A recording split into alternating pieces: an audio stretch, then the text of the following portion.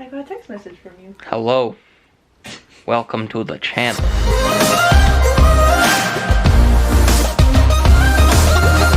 What is up, Kirby family? So, Welcome to Up Close and Personal with me, and me, Braden. and Haley. Donkey! So, today's, or this week's video, we decided to do something a little bit different. We are going to do college advice. Simply because I feel like we have two just such different stories and experiences that we have a lot of different ideas of advice to give. So I'm finally done with college, but I had to go through college through COVID and all that. And I'm the type of person who knew exactly what I wanted to do and went and did that. Whereas Braden has experienced changing his major. He's had to transfer and changed his major. He's transferred colleges, so he has all that experience. So between the two stories, or the experiences, I feel like we have some good advice to give, and these are just kind of advice off the whim. This is a last minute video, so hopefully you get something out of it. I just got back from one of my 3-hour labs. Yeah, so Mr. College.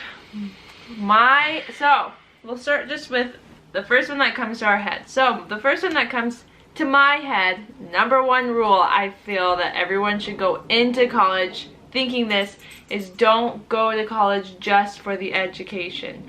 So many parents are probably going to be like, what on earth is she talking about? I would not have even come close to enjoying college if I didn't have like the social experience with it as well. And I know not everyone likes social experiences, but I feel like it made all the difference. I became really good friends with a whole bunch of people who lived at my apartment complex. Oh, anyway, I loved that experience. I loved playing volleyball with friends on a weekly basis, going to sand dunes and different things. Not college parties with all that. That's not what I'm saying. I'm saying like actual good experiences. Well, sorry, there's probably a weird cut there. Our dog was being cute and we had to take advantage. My number one thing, and it seems obvious, but you might be surprised. Go to class. I did not my first semester because I felt that I didn't need to. It's not a requirement with most college classes. Because most college classes don't require you to be in class. Attendance isn't mandatory. You just have to pass either homework or exams. Like my biology class, we don't have any homework. We don't have to go to class. All of our points comes from exams. So go to class. And to add on to that, like, if you're trying to learn from on your own, whether from a recording or reading your own stuff, if you're not in class, you can ask questions. If you're confused, well, figure it out yourself, kind of thing. That's true. I guess my go to class thing just kind of, I don't know, I think it's doesn't 100%. It just doesn't 100% apply to last year. The odds of you passing a test if you go to class is much higher. It goes up. It goes up a lot. My number two is befriend people who won't distract you from getting work done that you need to. So don't go out and find friends who are like, oh, you can do that later, like come and party all night, or come and go to this football game with me. You can do that assignment. I know it's due in like 5 hours, but that's 5 hours. Or like, I don't know, or them saying, oh, that's one question you didn't answer, just turn it in, like, it's fine. Because I had that mindset for a long time, like, oh, I just want to get this assignment done, it's one question, it's only going to be 5 points for not answering it. But then, lo and behold, I didn't get everything correct, so that 5 points was more than I anticipated. And so, like, find friends who will push you forward with your education rather than hold you back. Set a schedule. Everyone has a class schedule, but it really helps if you also then, I know the rule is like for every hour you have in class, you should have 2 hours outside of class. Boo, don't listen. Some classes that's true. I know, not all though. But not all. I don't have to put nearly as much time into biology like I do to my chemistry class. It's easier to self-manage your time management by setting a schedule saying, hey, I have this that I have to do, I have this I need to do, and this I need to do. So I'm going to set aside X amount of hours for homework, and then you can even break that down into X amount of time per class. Yeah. Sometimes you have to just keep with one subject until you have that homework done, but if it's just studying, you should set aside separate times to study. It goes in with my third one, just because a schedule will help you stay focused and not stay up all night, because that's my third advice. Don't feel like you have to stay up all night to get assignments done. First of all, you shouldn't hold yourself to the point where that has to happen. Yeah. But avoid that situation, because A, studying, you have the choice to study late at night or not. And my advice is don't do it. The more you study late at night, the less you're going to remember. It's actually a proven fact. And they say the night before the big test, relax a little bit, because overthinking and overworking is only going to do you harm than good. It's true. And so don't feel like you have to stay up, because that's kind of like the college stereotype, is you're up all stigma. night. Yeah, that you're up all night doing assignments. And I thought my first semester, that was me. I would sit in my room all day, every day. If I was done with assignments one day, I'd get ahead just to make sure. Like, that was just my mindset. Actually, I think that was my first getting ahead is year. nice. Yeah, my first year, I just didn't have a now. huge social life, because that's all I was so worried about. And it wasn't until my sophomore, junior year that I finally, like, branched out and stopped stressing so much, because it was so unhealthy. Don't do that to yourself. Do what needs to be done. If you have the time to get ahead, do it, because it's nice.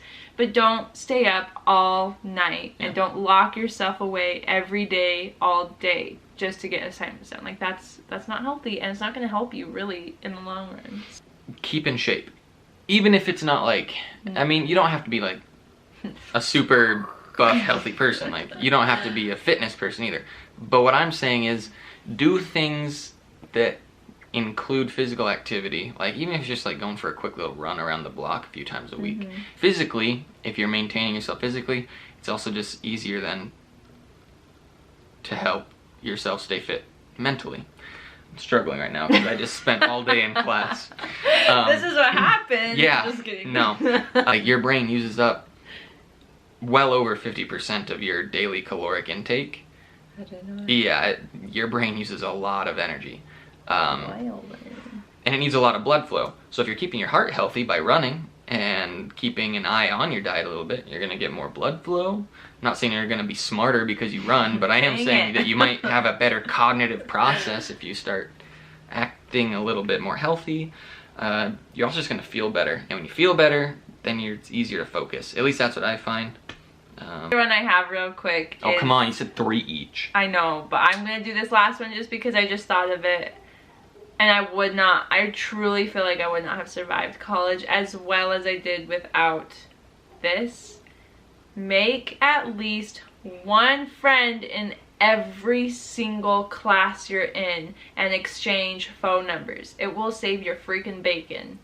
Whether you're sick or gone, you can text each other to figure out what was taught that day, assignments that are due, changes, anything. You can send each other notes. You can ask each other questions about class, like, oh crap, was that due today, kind of thing. It's a lifesaver. Make sure it's someone you actually like. So the first day, branch out, open up, make a friend, get their number. It's truly, I personally feel it's a freaking lifesaver and will save you so much trouble, so much stress. And you can even study together if you really wanted to. I can agree with that, and the reason I can agree with that is because I've never done that. And it would have been nice if I had a couple of times. See the different stories we have. Make this video not too long. We hope whether you're in college right now watching this or about to go to college that this was somewhat helpful and that you guys have a good experience, because college really was a blast and I do miss it at times. I don't miss the stress, but I miss the social atmosphere and choosing It's not for everybody. But no, not even close. Some people are really good at not doing college and doing other things with their life, which is totally fine. And wish you all the best of luck. Really just have a fun time. Take it in. I know you probably get told this a million times, but it is true. It goes by so freaking fast. He will disagree with me because I he feels hope like so. it's dragging on for a different... Well, that's just because I've already lived through Different. 4 years where I should have been doing school. Yeah. And so now that I'm here, I'm like, oh, I got 8 more years. That's a whole nother story. But Ow. I'm so sorry. But we love you guys. Thanks for watching. I hope you find this helpful. And I did. yeah, there you go. Yep. We're teaching you while we're teaching everyone else. Yep. But we love you, Kirby family. Make sure if you haven't yet to please subscribe so that you know when our next Like. videos are out, and like this video And so like. we know that it was helpful for you. But we love you, and we will catch you guys next week.